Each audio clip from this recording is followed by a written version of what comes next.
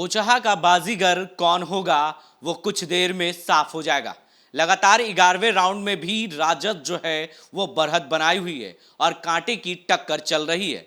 लगातार सुबह से ही जो है वोटिंग की गिनतियां शुरू हो गई और ये 11वें राउंड में 14,586 वोट से राजद जो है वो आगे बढ़त बनाई हुई है और लगातार बीजेपी और मुकेश सहनी की पार्टी विकासशील इंसान पार्टी को कांटे की टक्कर अमर पासवान दे रहे हैं। और लगातार जिस तरीके से चुनावी सभाएं हुई और इतनी तपती हुई गर्मी में भी लगातार चुनावी प्रचार हुआ और पूरी तरीके से राजद जो है वो अपनी ताकत जो है पूरी तरीके से झोंक चुकी थी और लगातार बीजेपी भी पीछे नहीं हटने का नाम ले रही थी और लगातार चुनाव प्रचार जो जनसभा है वो किए जा रहे थे, लगातार तबातोड़ प्रचार हो रहे थे। लेकिन अभी जो है वो 11वें राउंड में राजद जो है पूरी तरीके से बढ़त बनाई हुई है।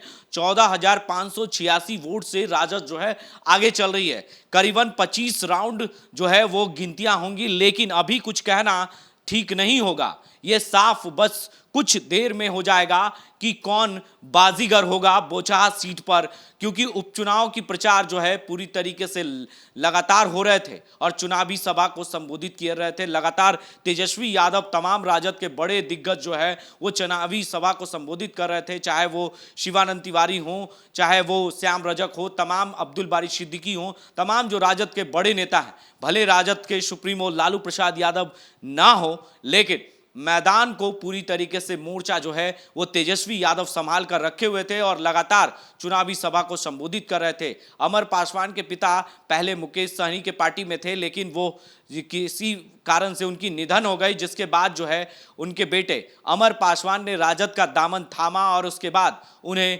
उम्मीदवार वहां से बनाया गया और फिर आज जो है उसकी गिनती शुरू हो गई, वोटिंग हुई और उसके बाद जो है गिनतियां हुई और लगातार राजद जो है बढ़त बनाई हुई है। सुबह से ही लगातार 11वें राउंड में भी राजद जो है वो आगे है और 14,586 वोट से आगे चल रहा है राजद। तो कह सकते हैं कि अब कुछ देर में साफ हो जाएगा कि आखिर ये होली और दिवाली एक साथ बोचहा सीट पर उपचुनाव के जो बाजीगर है वो कौन होगा और इसकी त्यौहार कौन मनाएगा, बस वो साफ हो जाएगा। और किसकी हाथों में वो कमान होंगे, या लालटेन फिर से जलेगा, या कह सकते हैं कमल फिर से खिलेगा, या मुकेश सहनी की पार्टी नाव जो है वो नैया डूबेगी या उभर कर बाहर आएगी, ये समय बस कुछ देर में साफ हो जाएगा।